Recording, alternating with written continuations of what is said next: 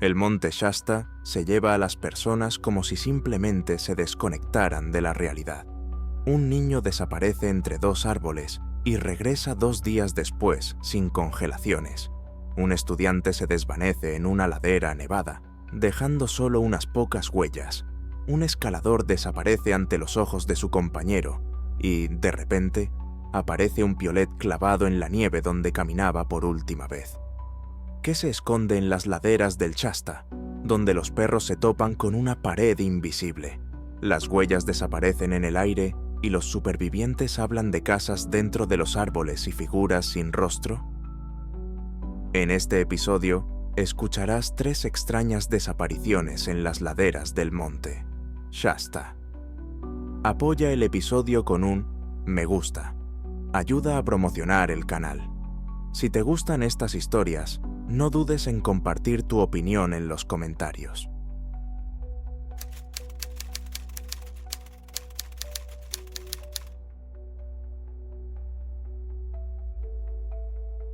Era el último fin de semana de mayo de 1996. La familia Hill de Redding condujo hasta Bunny Flat, un popular punto de acceso al lado sur del monte Shasta. Para aquellos que nunca han estado allí, se trata de un gran aparcamiento y una franja de bosque a una altitud de unos 2000 metros, donde termina el asfalto y un sendero conduce a los glaciares y las rutas de escalada. El invierno de ese año había sido nevado, y aunque ya hacía calor para los estándares de la montaña, todavía quedaban restos de nieve vieja y densa. Entre ellos había rocas oscuras, restos de hierba del año anterior y arbustos bajos. La familia Hill no vino sola. Les acompañaba otra pareja con sus hijos. En total eran 3 adultos y 3 niños de entre 4 y 8 años. Sin escaladas, sin planes serios, solo sentarse junto al fuego, pasear por la nieve y dejar que los niños corrieran por las Mondae, montañas de verdad.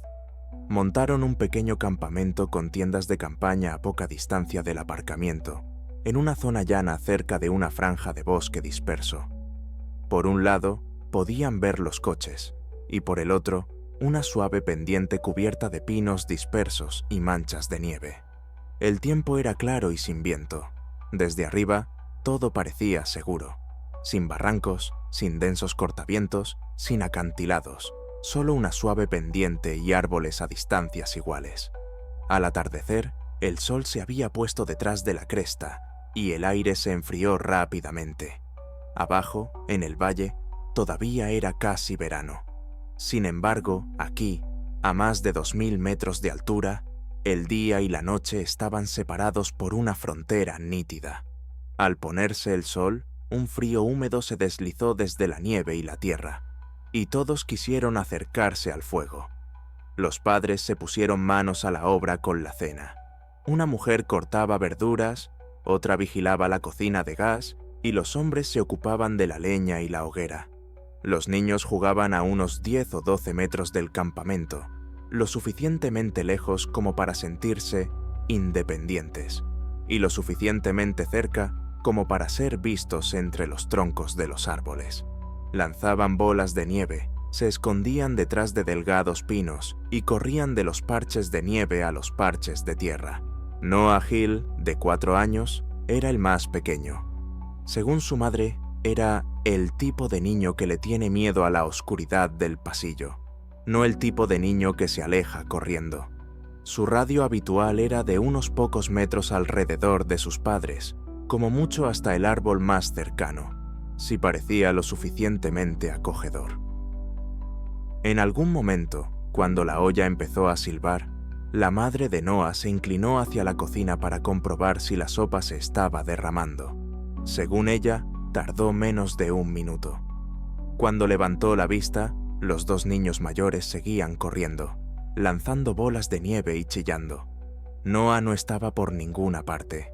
Al principio, pensó que solo se estaba escondiendo detrás de uno de los troncos, ya que los niños habían estado jugando al escondite detrás del árbol toda la tarde.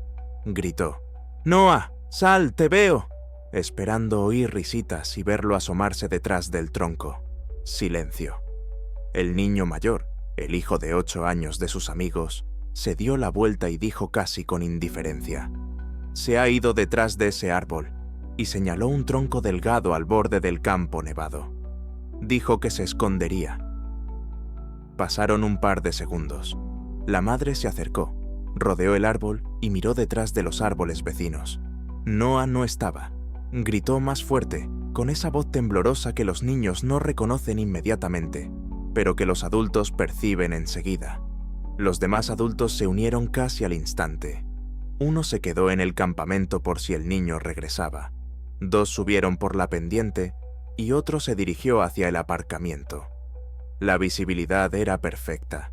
Nieve gris con manchas oscuras de tierra, troncos de árboles de color claro y sin vegetación densa. La comunicación verbal era casi continua. Gritaban su nombre cada pocos segundos. Pasaron 10 minutos, luego 20, luego 30. Nada. Ni llantos, ni pasos, ni gritos de «¡Mamá!». Era como si el niño simplemente hubiera desaparecido.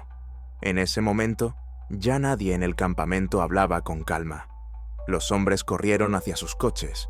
Bunny Flat rara vez está vacío los fines de semana. Otros turistas ayudaron, algunos con linternas, otros con walkie-talkies y otros simplemente con ganas de ayudar. Llamaron al equipo de rescate. Desde el momento en que Noah fue visto por última vez hasta la llamada sobre su desaparición, había pasado aproximadamente 1 hora. Todo cambió por la noche. El viento arreció y la capa superior de nieve se endureció, formando una fina capa de hielo. Con cada paso, crujía ligeramente, dejando un rastro claro. Esto era importante. Por la noche, cuando la temperatura bajaba a 0 de Groltete, las huellas de cualquier niño permanecerían y sería difícil no verlas por la mañana. Los rescatistas llegaron al amanecer. Llevaban perros de búsqueda, entrenados para olfatear a las personas en la nieve y el bosque. A los perros se les dio la chaqueta de Noah, que estaba en el coche, para que la olfatearan. Dieron unas vueltas alrededor del campamento, con el rabo levantado y el hocico en la nieve, y luego, casi simultáneamente, se dirigieron hacia la ladera. Su ruta se describió más tarde como un arco perfecto. No se apresuraron ni dudaron. Aún así, caminaron con confianza unos 200 metros cuesta arriba.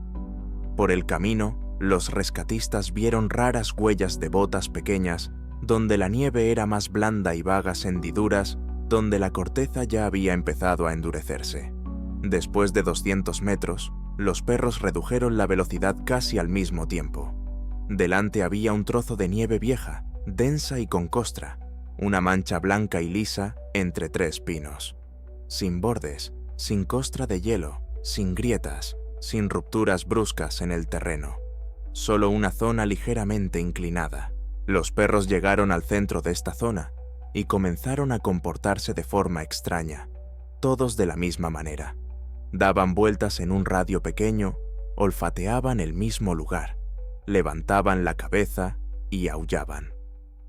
Uno de los adiestradores de perros dijo más tarde que solo había visto este comportamiento cuando el rastro sube, como él mismo dijo, incapaz de encontrar palabras mejores. Todos los intentos de dirigir a los perros más arriba o hacia los lados se encontraron con resistencia, retrocedían, metían el rabo entre las patas y se negaban a trabajar. Para los perros de búsqueda, este comportamiento es una señal. Por lo general, si simplemente pierden el rastro debido a las condiciones meteorológicas, se detienen, se sientan o se apartan a los lados para buscar un olor fresco. Sin embargo, en este caso, se comportaban como si se hubieran topado con una pared invisible. La sospecha de una grieta oculta en la nieve se descartó rápidamente. La capa de nieve era sólida y se podía sentir tierra firme debajo de ella. No había huecos ni sumideros. Los rescatistas peinaron el bosque por encima y por debajo, descendieron a las secciones más bajas de la pendiente y revisaron las antiguas morrenas de avalanchas, montones caóticos de rocas y nieve en la parte baja de la colina. No había rastros del niño. Pasaron la noche buscando. focos, linternas, gritos, mensajes de radio. Por la mañana, muchos estaban convencidos de que, con un área de búsqueda tan amplia, sin signos de lucha y sin avistamientos de depredadores, había dos posibilidades sombrías. O bien el niño había caído de alguna manera en una grieta muy estrecha e invisible desde el exterior, entre las rocas bajo la nieve, y su cuerpo estaba oculto bajo la capa de nieve. O bien un animal lo había arrastrado, sin dejar rastros visibles, pero ambas opciones eran incompatibles con lo que vieron en el lugar. No había sangre, no había trozos de tela, no había marcas características de garras o patas. El viento durante la noche no fue lo suficientemente fuerte como para borrar completamente todo esto. 37 horas después de que Noah fuera visto por última vez junto al árbol, a primera hora de la mañana, uno de los voluntarios, un hombre de la zona que conocía bien el sendero que llevaba a Bunny Flat, recorría la misma ruta que docenas de personas habían recorrido antes que él durante el día anterior. A solo 100 metros del campamento, ligeramente apartado del sendero principal, su mirada se fijó en un extraño trozo de tela de color entre los arbustos bajos. Se acercó y vio a un niño. Noah estaba sentado con la espalda apoyada en el tronco de un pequeño árbol. Tenía las piernas estiradas delante de él y las manos apoyadas en las rodillas. No lloraba. Solo miraba al frente con una mirada cansada y distante. Sus botas y pantalones estaban secos, como si acabara de salir del coche y se hubiera sentado a descansar. Tenía el pelo casi intacto y no había rastros de lágrimas ni suciedad en su rostro. Desde donde lo encontraron, se veía claramente el campamento de tiendas de campaña a través de una escasa franja de árboles. Era una zona que los rescatistas habían peinado repetidamente. De hecho, ya habían pasado por ese lugar más de una vez. Los médicos que examinaron al niño se sorprendieron tanto como todos los demás.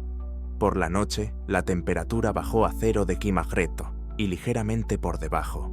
Noah no llevaba una chaqueta abrigada, sino ropa ligera adecuada para jugar por la noche alrededor de la hoguera, pero no para pasar la noche en el bosque. En tales condiciones, el niño debería haber mostrado signos claros de hipotermia: temblores, labios azules, disminución del nivel de conciencia. En cambio, solo estaba ligeramente deshidratado y cansado. Las pruebas posteriores confirmaron que su cuerpo estaba efectivamente deshidratado, pero no en la medida de casi 2 días sin comida ni agua en el frío. Noah estaba letárgico, pero consciente.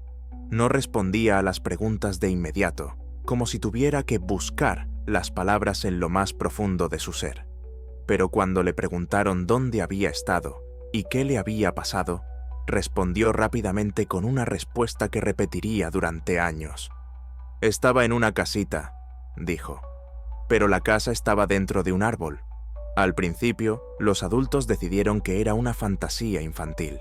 Quizás se había escondido en un hueco o en un espacio entre las raíces y su memoria había completado los detalles.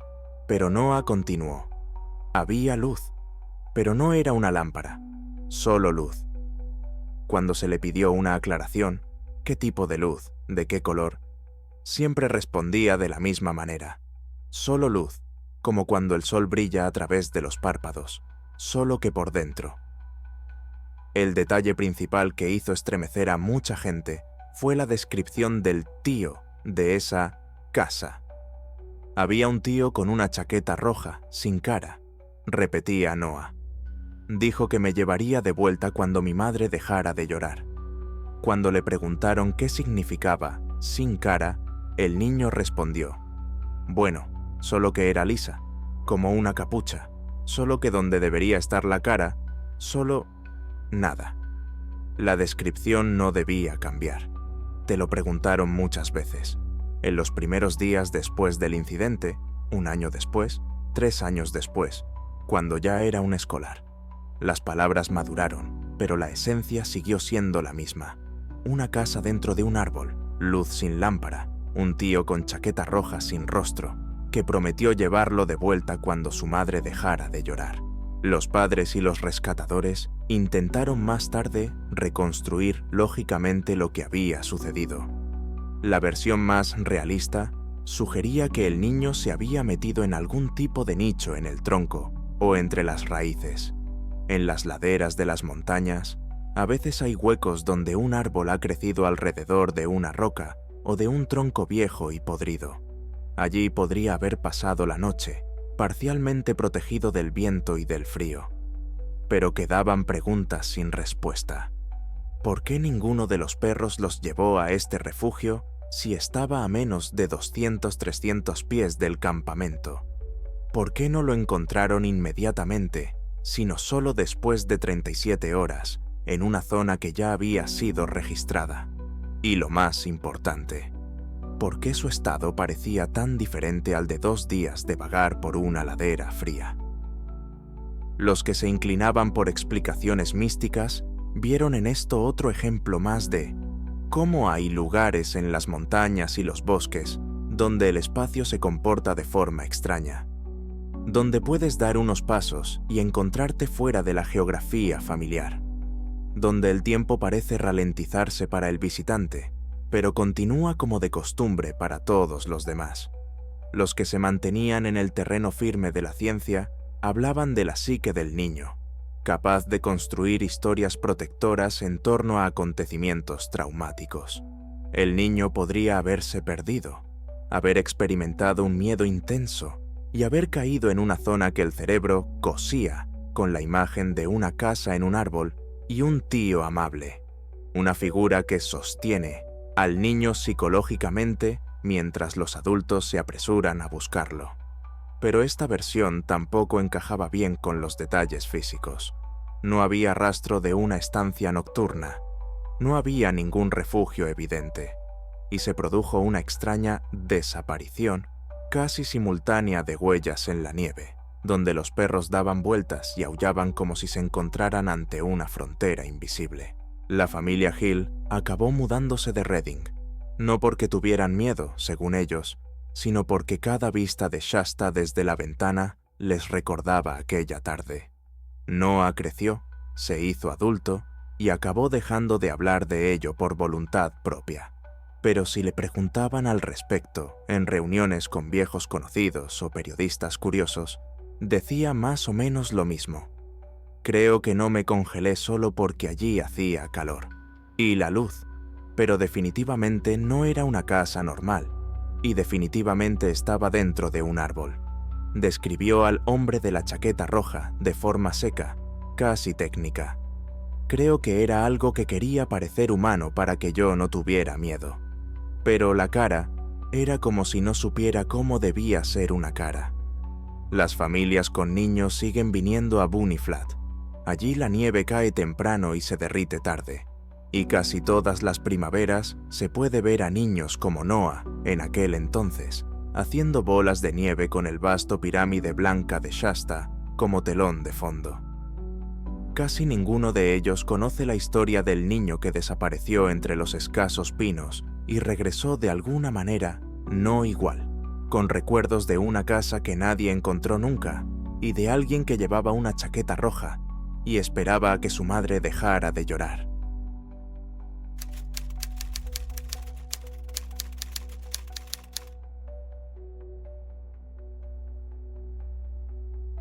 La desaparición, que más tarde se conoció como Entre dos miradas, ocurrió a principios del verano de 1993, en las laderas del monte Shasta, en una zona adyacente a Horse Camp.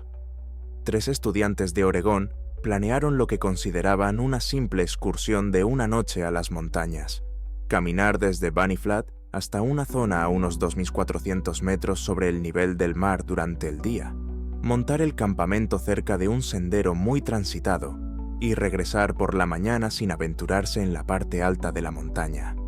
El día era tranquilo, sin viento, con aire limpio y visibilidad perfecta, una combinación poco habitual en una zona conocida por su clima impredecible. A mediodía habían salido de Bunny Flat y al atardecer se detuvieron en una zona boscosa a una altitud de entre 700-800 y 8.000 pies. Montaron el campamento junto a un sendero muy transitado, que varios grupos utilizaron ese día. La tarde transcurrió como de costumbre. Los escasos pinos proyectaban largas sombras. Los campos nevados se alternaban con parches de tierra oscura y rocas, y las primeras luces ya se encendían abajo. 2 de los estudiantes se encargaron de la hoguera y la cena, desempaquetando sus mochilas y poniendo una olla al fuego. El tercero, Mark, apasionado de la fotografía, decidió subir un poco más por el sendero para fotografiar la puesta de sol con la ladera como telón de fondo, y dijo que solo tardaría 1 minuto o 2. Desde el campamento era fácil verlo, sin su mochila, con su cámara colgada al cuello, subir por el sendero unos 45 o 60 metros y detenerse en una gran roca que servía de punto de referencia y era claramente visible desde abajo. La silueta de Mark junto a la roca era visible para sus 2 compañeros, y desde su perspectiva no había señales alarmantes. En un momento dado, uno de los 2 que se quedaron junto al fuego se inclinó para ajustar su olla. Al mismo tiempo, el otro alcanzó su mochila, distrayéndose literalmente durante medio minuto. Según tus estimaciones, no pasaron más de 30 o 40 segundos entre la última vez que vieron la figura de Mark junto a la roca y la siguiente vez que miraron conscientemente hacia el sendero. Cuando volvieron a mirar, no había nadie junto a la roca. Visualmente, la situación seguía sin cambios. La misma gran roca, el mismo tramo del sendero, la misma pendiente nevada con parches de roca desnuda, el mismo campamento abajo. Ningún movimiento, ningún sonido, ninguna figura contra el fondo de la colina. Al principio, lo explicaron de la forma más sencilla posible, decidiendo que Mark podría haberse apartado entre los escasos arbustos para hacer sus necesidades. Pasaron 10 minutos, luego 20, luego 30. Mark no regresó. No apareció en el sendero ni entre los árboles. El campamento seguía a la vista, pero él no era visible ni desde abajo ni desde arriba. 2 estudiantes subieron por el sendero hasta la roca donde habían visto recientemente a su amigo. No había personas, ni objetos, ni señales de lucha. Más arriba en la pendiente había una zona abierta, nieve densa, alternando en algunos lugares con islas, rocosas, sin bosque denso y sin grandes grietas o acantilados visibles. El campamento de abajo era claramente visible, lo que descartaba un descenso inadvertido. Una breve inspección independiente de la zona alrededor de la roca y ligeramente por encima no dio ningún resultado. Al caer la noche, quedó claro que ya no se trataba de un retraso, sino de una desaparición absoluta. Durante la noche, los 2 regresaron a Bunny Flat y denunciaron el incidente a los servicios de rescate. A la mañana siguiente, comenzó una búsqueda organizada en la que participaron voluntarios y perros. El estado de la nieve jugó a favor de los rescatadores. Densa y compacta, registraba claramente cada huella reciente. Siguiendo las huellas desde el campamento, rápidamente reconstruyeron el camino de Mark hasta la roca. En una estrecha franja de nieve polvo, a pocos metros de la roca, las huellas terminaban. Más allá, no había huellas, ni continuación cuesta arriba, ni desviación hacia los lados, ni movimiento cuesta abajo. Era como si la trayectoria se hubiera interrumpido en un punto que no correspondía a ningún obstáculo evidente. Los perros de búsqueda siguieron con confianza el rastro desde el campamento de tiendas de campaña hasta la zona nevada donde terminaban las huellas, y luego comenzaron a dar vueltas en un pequeño radio, tratando de captar la dirección, y cada vez volvían al mismo punto. Los intentos de dirigirlos más arriba o más abajo de la pendiente no dieron como resultado la aparición de una nueva línea de huellas. Para ellos, al igual que para los humanos, todo terminaba en este punto. Más abajo en la pendiente se registró el bosque, y más arriba, las zonas más empinadas y un pequeño corredor que, en teoría, podía ocultar un cuerpo. Durante la búsqueda, que duró varios días, no se encontró ninguna mochila, prenda de ropa, pieza de equipo, ni ningún rastro característico de una caída o de la presencia de un depredador. La búsqueda continuó durante aproximadamente una semana, utilizando equipos terrestres y helicópteros para rastrear las laderas desde arriba. El resultado siguió siendo el mismo: ningún cuerpo, ninguna prueba circunstancial que explicara lo que había sucedido entre las dos miradas de los amigos.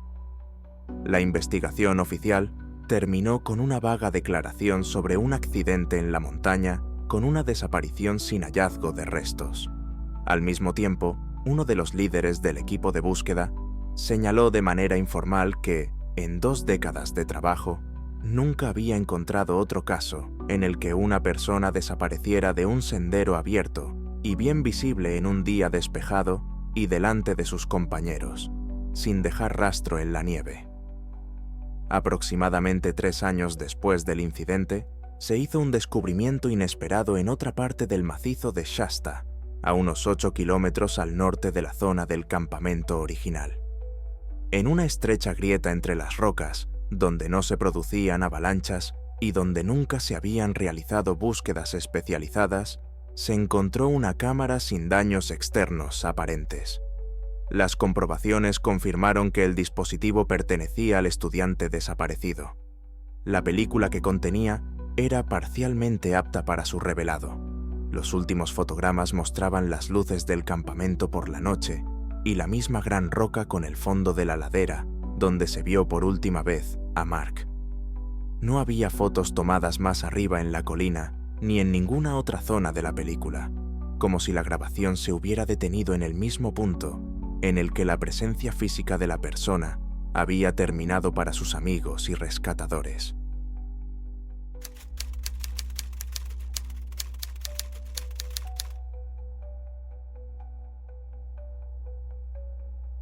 A finales de mayo de 1999, un grupo de 4 escaladores ascendió por la ruta estándar de Avalanche Gulch en la ladera sur del monte Shasta. La ruta incluía una salida desde Bunny Flat, una salida a la zona intermedia de plató y un nuevo desplazamiento al lago Helen para un posible intento de ascensión a la cima si el tiempo era favorable. Todos los participantes tenían experiencia en viajar por la nieve. 3 de ellos habían escalado anteriormente el monte Shasta y estaban familiarizados con la ruta y los peligros típicos. El primer día transcurrió sin incidentes. El grupo salió de Bunny Flat por la tarde, subió a 50-on-50 Plateau y montó el campamento. Por la noche sopló un viento moderado, como era de esperar dada la altitud y la época del año. Aún así, no se observó un deterioro significativo de las condiciones meteorológicas. La salida matutina del segundo día se desarrolló según lo previsto, en dirección al lago Helen y más allá, siempre que se mantuvieran la visibilidad y la estabilidad de la pendiente. Hacia el mediodía, a altitudes superiores a los 3000 metros, las condiciones del viento cambiaron. El viento arreció tanto que comenzó a arrancar la capa superior de nieve, levantando una capa de polvo y formando tenues franjas blancas de neblina sobre la pendiente. El relieve seguía siendo visible, pero los límites del campo de nieve y los contornos del sendero se veían borrosos en algunos lugares.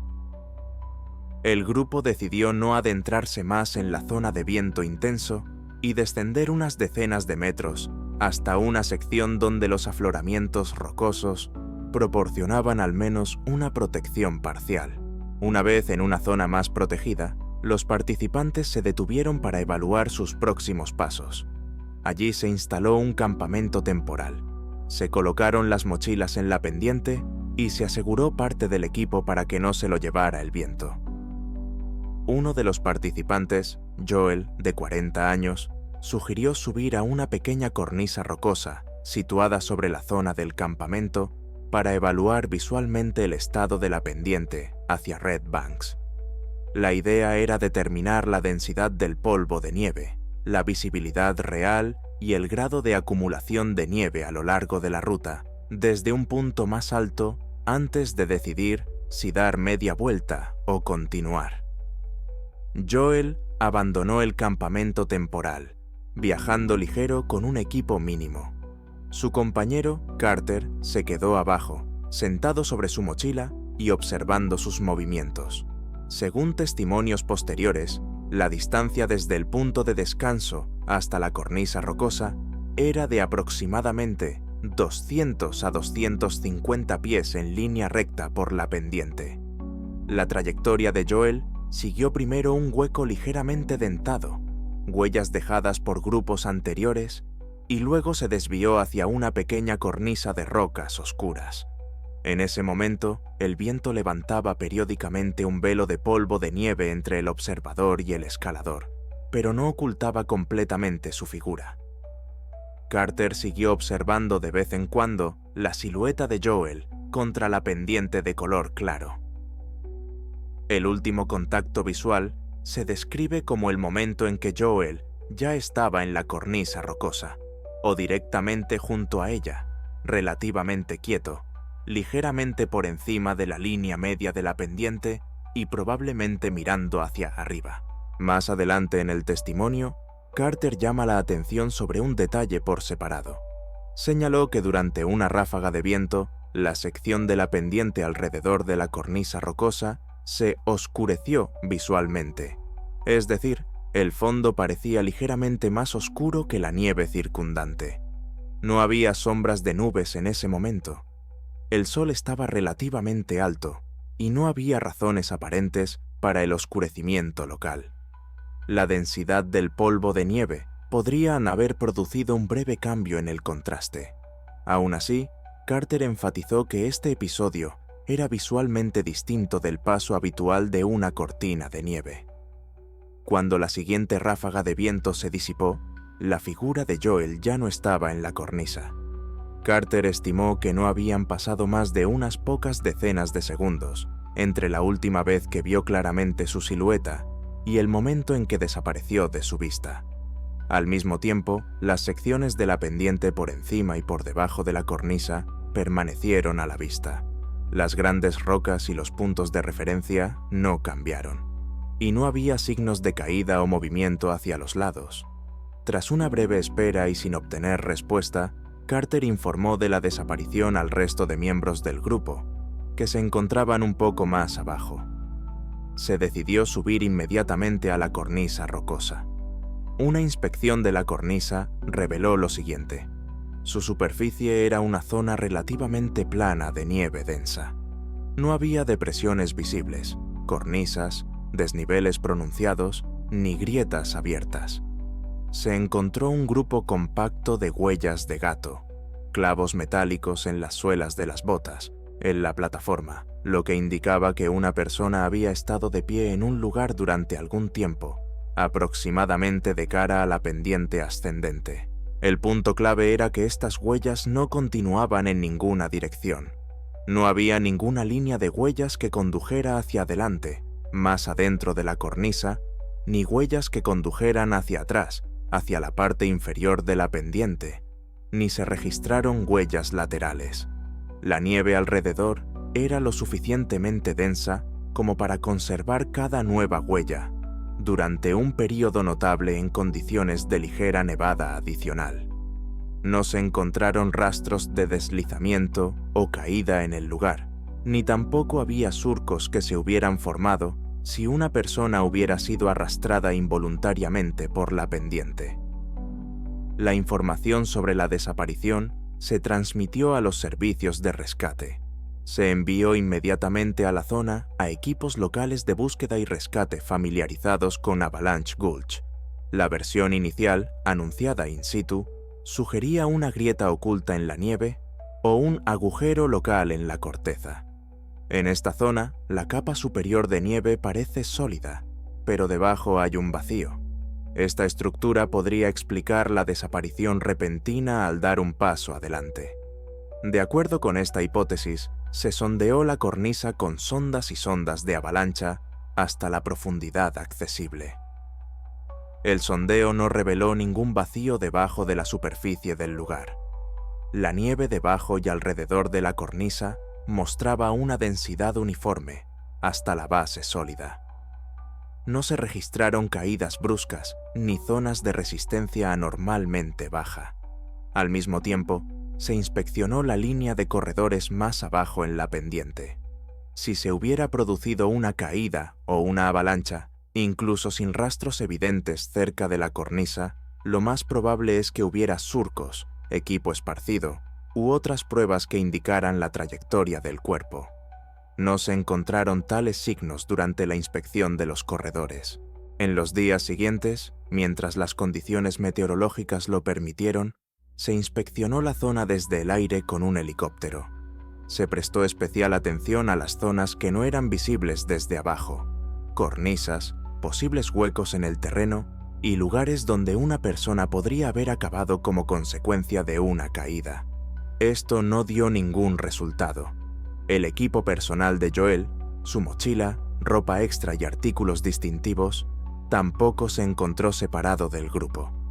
3 días después del incidente, comenzaron a caer nevadas más intensas. El viento arreció y las condiciones en la pendiente se volvieron inseguras para continuar con las operaciones a gran escala. Se suspendió la búsqueda oficial y se declaró a Joel desaparecido, con la formulación de que probablemente había muerto como resultado de una caída o de quedar atrapado en una estructura de nieve oculta. El mecanismo específico del accidente no se describió en los documentos. Aproximadamente un mes después, cuando la temperatura subió y la capa de nieve se asentó y derritió parcialmente, se volvió al examinar la zona de la plataforma rocosa en condiciones más benignas. El objetivo era asegurarse de que no hubiera nuevos sumideros y de que no hubiera ningún equipo oculto bajo la nieve. Durante el nuevo examen, se observó un cambio que no se había detectado el primer día después de la desaparición. En la parte central de la zona muy plana, donde se había encontrado anteriormente el grupo de huellas de gatos, sobresalía de la nieve un solo piolet, clavado verticalmente con el mango, apuntando hacia arriba. Ni los miembros del grupo original ni los equipos de rescate se percataron de la presencia del piolet en este lugar durante las primeras horas y días tras el incidente. Los informes indican que, en el momento del examen inicial, la zona estaba libre de equipo. El número de serie y las marcas del piolet no permitieron vincularlo de forma definitiva con Joel ni con ningún otro miembro del grupo. Ninguno de ellos informó de la pérdida de un piolet, y según los datos disponibles, dicho objeto no figuraba en los registros de equipamiento de otros grupos que trabajaban en la zona durante el periodo especificado. Se registró el hecho de que apareciera una herramienta clavada verticalmente en el punto considerado el centro de la desaparición inexplicable, pero no se dio una explicación clara. Dentro de la comunidad local de rescate, este episodio se considera uno de los casos más anómalos de Shasta. La razón es una combinación de factores. La persona desaparece en una pendiente abierta y fácilmente visible, con suficiente visibilidad para el control visual, en presencia de un testigo a poca distancia, mientras que el estado estructural de la nieve y la inspección posterior no indican ninguna dirección obvia de su movimiento posterior. La zona plana de la cornisa solo muestra un grupo compacto de huellas de pie, tras las cuales no hay continuación física de la trayectoria. Esto, junto con la aparición posterior de un piolet no registrado, dio lugar a una fuerte opinión no oficial de que este caso va más allá de los escenarios habituales de los accidentes de montaña, a pesar de la redacción formalmente neutra de la conclusión oficial.